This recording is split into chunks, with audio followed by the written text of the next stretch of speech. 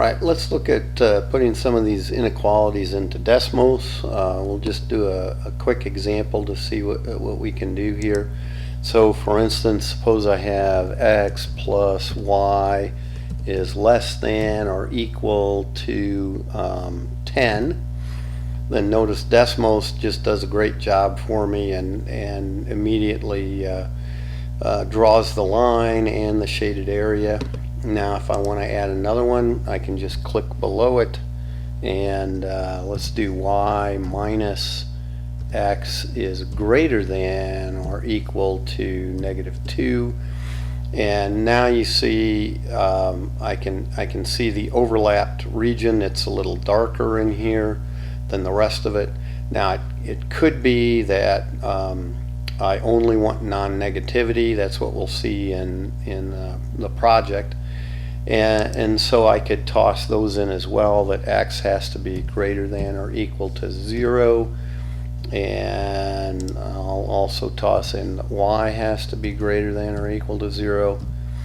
And you see by the time I get done, now this four-sided figure here, quadrilateral, is the area that's common to all these things, but it gets a little hard to see. And so one nice thing about Desmos is we can actually combine all of these into one statement where it will only show the region that is common to all of them. And so what you need to do is put those into curly braces, so something like that. And I'm not sure why it says equals 1, but so I can start here and say, well, x needs to be greater than or equal to 0. I have to use Control-C to copy and Control-V to paste. Now I do that, and notice it put this line in here, and it says x is greater than 0. It decided y was 1 for some reason, not sure why, it doesn't really matter. And I can grab that, make it a little wider so I can make sure I can see everything.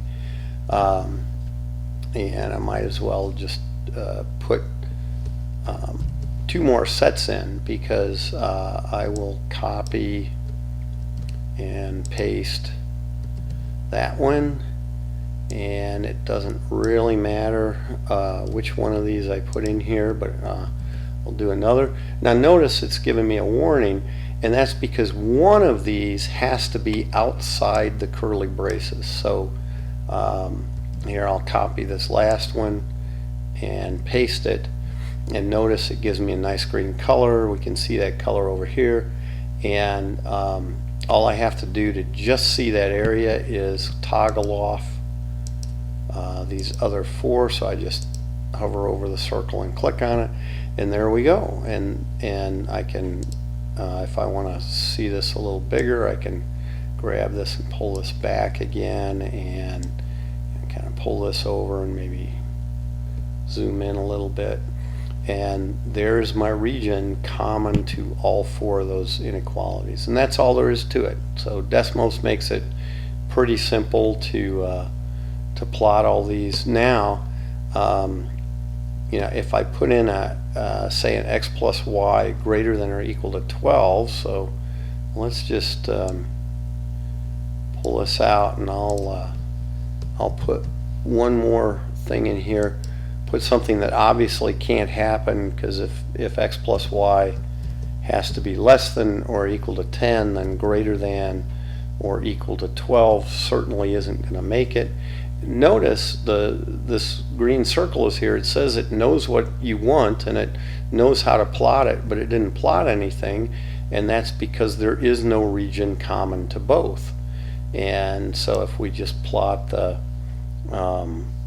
x plus y greater than or equal to 12, so that's that blue area. If I turn on the x plus y less than or equal to 10, we see that those 2 shaded regions never overlap, and so we just had an empty intersection of all these, and so we can get that back just by deleting that bad one and turn that off, and we didn't want this to begin with. So So there it was. Trying to get that big again. There we go. And so there you have it. And I can add as many constraints as I need. It can start to get difficult to put them all in here because I can only make this so wide, but it can be done. We won't do anything that big, and if you're really working with something that big, you're probably working with some other software tool. And so there you have it. Working with Desmos on that, and that's that for this video.